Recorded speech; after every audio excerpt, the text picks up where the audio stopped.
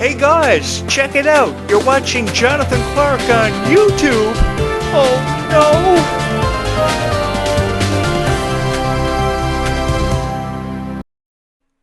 Wow, it's so hard to believe that it's been 32 years since the premiere of Boy Meets World. September 27th, 1993, that series premiered.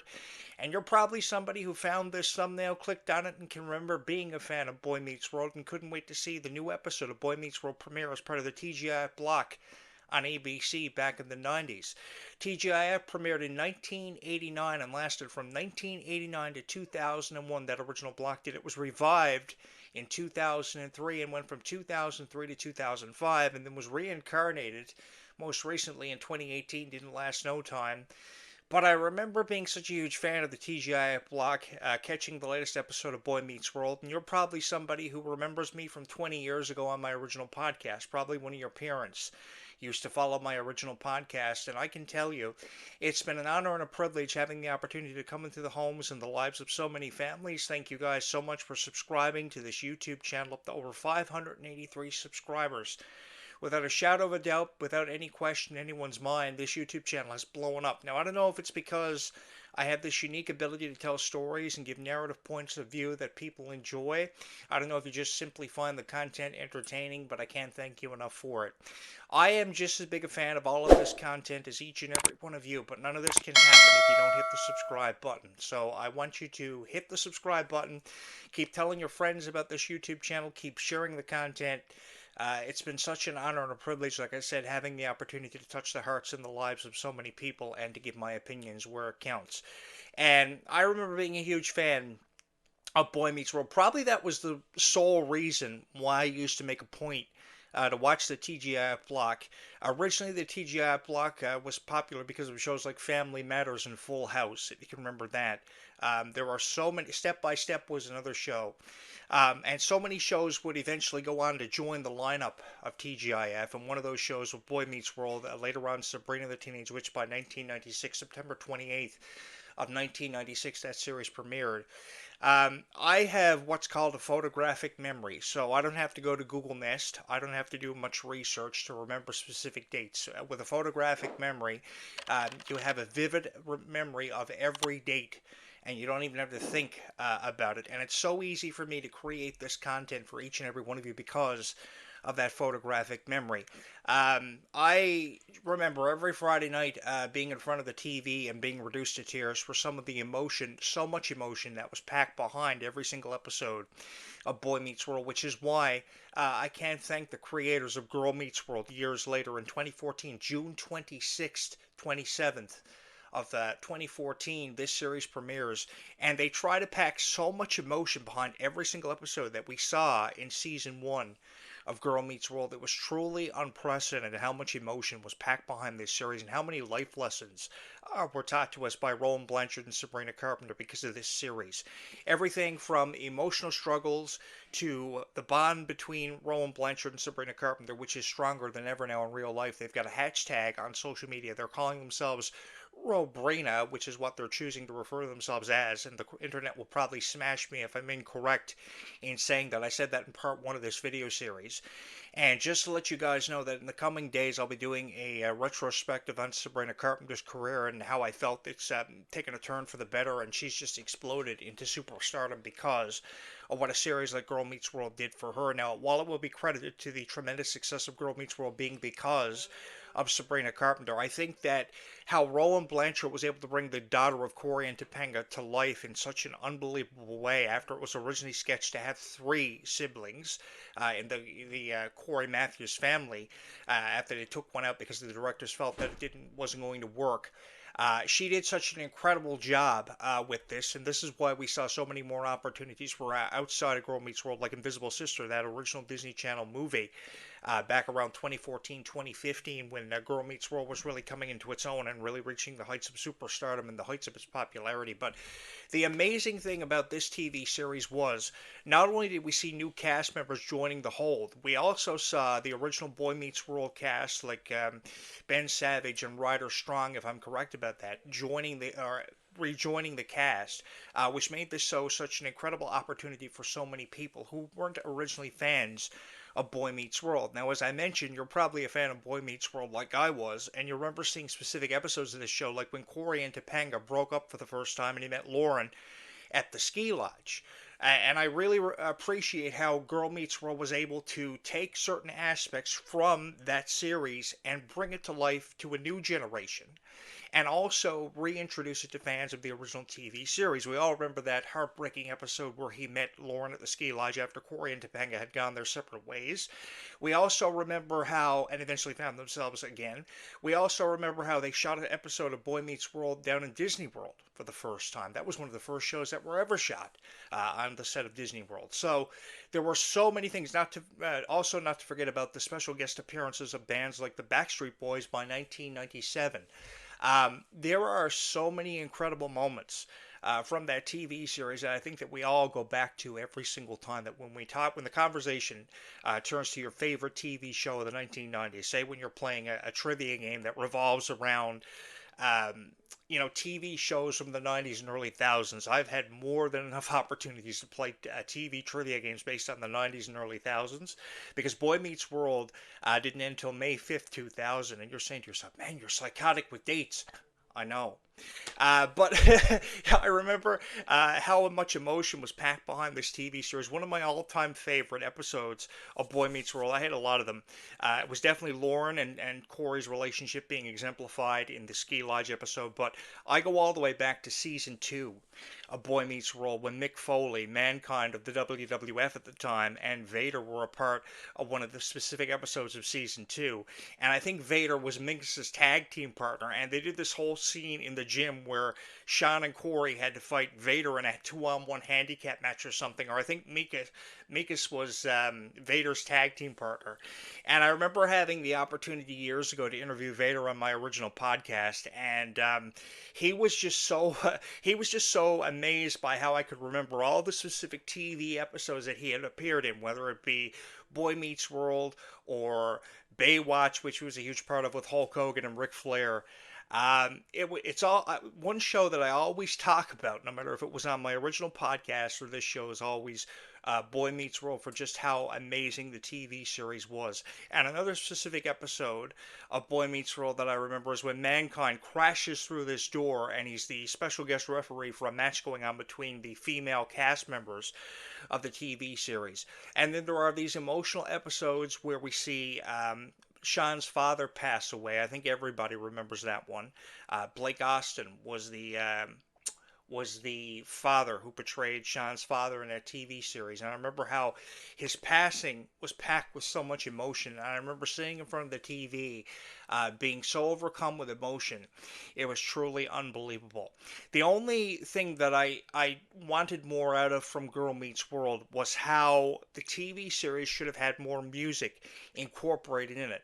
While I appreciated how Sabrina Carpenter and Rowan Blanchard's friendship came together for the TV series theme song, Take on the World, there were a lot of songs that were incorporated into the soundtrack of this one, into the score, and into various episodes of this one. But I wanted to get more out of it in the way of music, because I think that, you can tell a story through a script very effectively, don't get me wrong, but you can also tell a story more effectively through the power of music when the emotions are too high. I've often said this about movies like Wicked, Snow White, and The Sound of Music, which I studied in high school, which wasn't yesterday, over 20 plus years ago. But I think there's a very effective way of telling a story through the power of music. And when you can utilize both the script and the power of music to tell a story, ultimately you generate revenue, you generate ratings, you generate positive reviews, and you don't see so many negative reviews coming in about this one. The first time that I heard about Girl Meets World was after having read countless reviews online. People were emailing me about it. I was traveling at the time in 2014 until I got the opportunity for the first time in the summer of 14 to sit down and see one of the first episodes I had ever witnessed of Girl Meets World. And I said, this show has what Disney is looking for this new generation of fans. I remember being a fan of Disney as early as the late 80s. And I was probably 4 or 5 years old. I used to watch The Wonderful World of Disney. And I watched Disney go through the Disney Renaissance in the early 90s, right up until now. And I've seen Disney go through this incredible metamorphosis where they originally focused on their characters like Mickey, Winnie the Pooh, who's celebrating his 100th anniversary on Christmas Eve of this year, which I will be here for. I've saw them go from these original characters like Mickey Mouse, Winnie the Pooh, Tigger, the original Disney Princess lineup, into a generation that is captivated by not just Disney, but also the Fox network being produced, National Geographic, Marvel, and Star Wars joining the fold. I've seen so many metamorphoses, and I think that this TV series is one that definitely has captivated a whole new generation of fans who either were fans of Boy Meets World from the 90s or fans of what Disney is trying to promote now in the way of Liv and Maddie and stuff. And they went out of that and went into a whole new generation of shows like The Villains of Valley View. And if not for shows like Girl Meets World and originally Boy Meets World, because this is the reason for the spin off of it, I don't think Disney would be seeing as much success as what it is now. I am a huge fan of Rowan Blanchard just as much as I am a fan of Sabrina Carpenter, and I really appreciate the real life friendship and how they really went public with the real life friendship, given the hashtag Robrina on social media. Again, I'm expecting the internet to smash me if I've said anything wrong or refer to them incorrectly, but I remember being such a huge fan of both Rowan Blanchard and Sabrina Carpenter at the same time, and I will go on record for saying that I still am just as huge of a fan and supportive of what Sabrina Carpenter is doing now, a very different image from Sabrina Carpenter. But one thing that I can say about Rowan Blanchard is while some Disney superstars have gone away from their contracts and obligations from Disney and started exemplifying these really weird and unorthodox behaviors, I think that Rowan Blanchard was one of those celebrities that, of extreme rarity, were able to maintain their positive image. And one thing I noticed about Rowan Blanchard, I say that because I remember seeing so many positive posts from Rowan Blanchard on social media. There's one thing about her is that she must have taken something from Ellen all the time she was on the Ellen DeGeneres show years ago, because Ellen DeGeneres was somebody who always seemed to go out of her way to always post something positive on social media. One thing that I've noticed about Rowan Blanchard after following her for all these years and being a part of every generation of Disney that I could ever have the privilege or possibility of being a part of is that she has this unique ability to be able to post positive stuff. And I don't think that she or anyone else who ever does this, like Ariana Grande and other people, are never given enough credit for being able to post so many positive things. There's always this aspiration to go further in life and always reach up and grab what's called the proverbial brass ring. And what the proverbial brass ring is that the sky is pretty much the limit. And as long as you continue to reach up and achieve the dreams that seem sometimes to be so unachievable, every dream is achievable, and every dream and every possibility is possible and reachable. All you have to do is grab that proverbial brass ring. And I think ultimately, through the life lessons this TV series, tried to teach us in the 72 episodes that we saw through the course of 4 seasons, I think it was amazing because we didn't see those life lessons being taught to us in shows like Sabrina the Teenage Witch or Family Matters. Family Matters showed us a lot with Steve Urkel, but I think that there was never a TV series that ever came before Boy or Girl Meets World that tried to teach us so many life lessons and how many directions life can take us in unexpectedly. You only get one chance in this life, so you've got to make every opportunity count. And I think that a lot of people go out of their way to try to do that. And it's really rare that we see a TV show try to teach us those morals and values, which is why I have a lot of respect for people such as April Kelly for how they were able to bring this show to life in a way that no other Disney show was able to before it or after it. It was a part of a generation that I really miss, ladies and gentlemen. I was a huge fan of the TGIF block. No matter how many times they try to revive this one, with the latest being 2018, I don't think that no Disney show has ever gone as far as what shows like Girl and Boy Meets World have, either past or present, and it's a series that will never ever be forgotten for how it was able to captivate so many people and touch all of our hearts in such an authentic and unique way. And just to let you guys know, I will be doing a retrospective on Sabrina Carpenter's career. I just don't know when that's going to be happening as we've got so much going on. But if you have not subscribed, be sure to hit that subscribe and that follow button and ring the bell to get notifications. You're going to want to do that. So I thought I would take a look at a short interview with Rowan Blanchard about her love for fashion and her passion for acting as an actress. Beautiful person, beautiful personality, and I'm really excited to take a look at this footage with you guys because I think this is the first Rowan Blanchard interview, one of the first of two that I've had the opportunity to look at in a really long time. So give me a second to switch over to OBS and we will make some magic happen. Honestly, I can never give Rowan Blanchard enough credit. Perhaps I should be giving her more credit and putting her over more on this YouTube channel than what I do, and go out of my way to make a habit of doing that because she is one of these Disney stars that has an extreme rarity of her where she maintains this very positive image and outlook on life that I think we can all learn something from and take something away from it. I'm really excited to watch this footage with you guys because it's been like forever since I've watched anything having to do with Girl Meets World. I think one of the last times I talked about Girl Meets World was probably on my original podcast about 10 years ago when the series was really at the heights of its popularity. So while we watch this footage together, don't forget to hit the like, subscribe buttons, and ring the bell for notifications. And let me know what your thoughts are on this interview. I'm really excited to watch this footage with all of you. In LA, I'm born and raised here. A perfect day here would be raining really, really hard, and then I would probably go to some kind of outdoor walking art thing, and then go to like an art museum or a bookstore.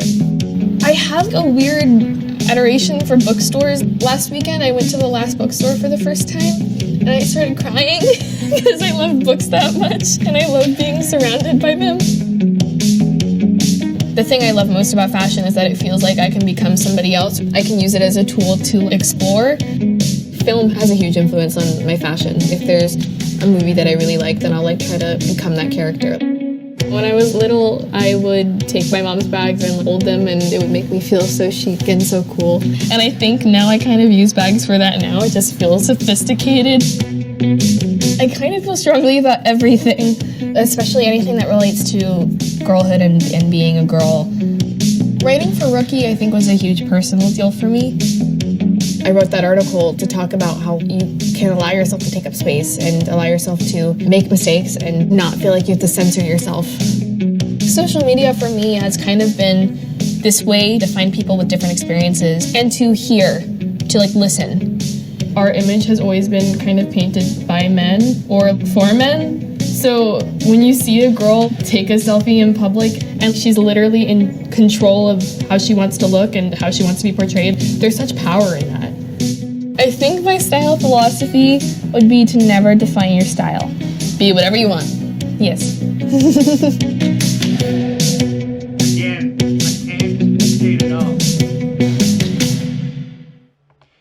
I can't emphasize enough how much of a positive image really counts with these Disney stars, and I think that she is definitely second to none, one of the best to ever do it. Not only was she effectively portraying a character on TV that was positive, but she was also exemplifying a tremendous personality off of camera, which is extremely difficult for a lot of celebrities to do because of the pressure that goes with shooting these TV series and these live action movies or animated movies, what have you, because it's just difficult shooting an animated movie and being the voice of a character as it is portraying somebody for a live action. So I give these celebrities a tremendous amount of credit for being able to do it, their adaptation of being able to do it, and the people who are able to do it and get it done the right way and effectively is very, very appreciative from me. And definitely, I want your guys' comments and opinions in the video of this one because I think that someone like Rowan Blanchard is never given enough credit. Give me a second to switch back over to OBS or switch back over to the original program and we will close this thing out. Whew. Wow, what a flashback moment I just experienced. How many of you were taken back to 1991's animated classic Beauty and the Beast when the Beast gives Belle his library because she loved it so much and she loved being around books? Rowan Blanchard loving being in libraries and around books reminds me of Beauty and the Beast, and that scene from Beauty and the Beast made it one of the greatest classics and stories ever told. There have been so many versions of Beauty and the Beast, but that one scene really exploded Beauty and the Beast into superstardom, and every once in a while you're reminded of your favorite scene from a Disney animated classic, whether it be Beauty and the Beast, The Little Mermaid, what have you. But I was just taken back out of 1991's version of Beauty and the Beast created by Walt Disney, and that scene where they're in the library and Belle is just captivated and blown away. Unbelievable. Guys, I can't thank you so much for or enough for the explosion in subscribers that this YouTube channel has seen. 583 plus subscribers have come in on this YouTube channel. That will put me just 8 subscribers out from surpassing some of the podcasts that I used to produce years ago, and just 95 subscribers away from becoming one of the greatest of all time and beating all of the podcasts, beating out every single podcast that I used to produce years ago. Some of you may remember me from my original podcast 20 years ago. And it's an amazing opportunity for me to be here with each and every one of you. In 2018, I thought that my podcast had been finished and I had recorded its final episode.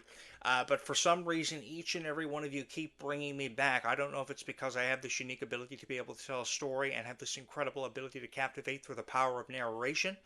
I don't know if you just simply appreciate the content or you just love hearing my opinion and take on stuff. But again, I can't thank you guys enough. And if there's one thing that I continuously emphasize on, is that this podcast cannot happen without each and every one of you. I have been a part of what feels like every generation of entertainment, and especially Disney and Nickelodeon. I can remember back as far back as the early 1980s, and I can remember back as far as the Disney Renaissance, which was a huge time to be a fan of Disney when we saw things like The Lion King, The Little Mermaid, Beauty and the Beast explode into superstardom. Can't forget about Aladdin and throw that one in there too. But I can remember back as far as, if anything, the late 1980s, and I have this photographic memory and this unique ability to be able to tell you how I feel through the power of narration. And I can't thank all of you enough. The opportunity that YouTube has given me to be able to come into the homes and the lives of so many families and people and individuals has been an incredible opportunity for me. And I'm really excited to see where this podcast will take us. This has been an incredible journey. I didn't think that this YouTube channel was going to explode the way that it has, and I didn't think that I'd be sitting here with over 500 plus subscribers. I don't deserve 500 plus subscribers, but for some reason you guys want me monetized, and you're going to help me get monetized. And I guess you're not going to have it any other way. This just goes to show how supportive each and every one of you have been of this YouTube channel. And again, I can't emphasize enough how grateful I am for this opportunity and the chance to be able to tell you how I feel about a lot of things in the way of entertainment and my favorite TV shows and movies and video games and whatever I want to talk about on this YouTube channel. I truly believe that if it was anybody else hosting this YouTube channel, you guys wouldn't like it as much as what you have. But again, thank you so much for giving me the opportunity to be in your life and to be able to produce this podcast the way that I've been able to produce it for you. I look forward to the future of this podcast, where we're going with it, where we're headed. It's obviously a roller coaster ride, and there's only one way to go from here, and it is up. Thank you guys so much for all the opportunities and life-changing experiences that you have given me, and making this YouTube channel as popular as what it has. Because a YouTube creator, one of the most challenging things for a YouTube creator to do is provide you with the content that you want. But what a YouTube creator seems and tends to forget sometimes is that in order for a YouTube channel to succeed, he has to not just produce content, but he has to listen to each and every one of you and put his time into creating content that you want. He has to pretty much he or she pretty much has to give you the content that you want. So if that content is Descendants, that content is Girl Meets World, that content is your favorite Disney movie or TV series, or something completely outside of the box and the realm, they have to go out of their way to produce what you want. They have to listen to you. And that's what I'm trying to do, and have been trying to do for the longest period of time with this YouTube channel. And thankfully enough, the YouTube algorithm has recognized that, and I can't thank the YouTube algorithm enough for putting me out there as much as what they have. So let's see where we go with this one. I'm really excited to see the subscribers continue to boost on this YouTube channel, and excited to see where we go from here. As I just said, it seems to be a roller coaster ride where it's headed in one direction and one direction only, and that way is up. There is no turning back. We are past the point of no return, and I can't thank you enough for the explosion that this YouTube channel has seen. So keep sharing the content with your friends. Keep coming back for more great content. Bye, YouTube. We will do it again in a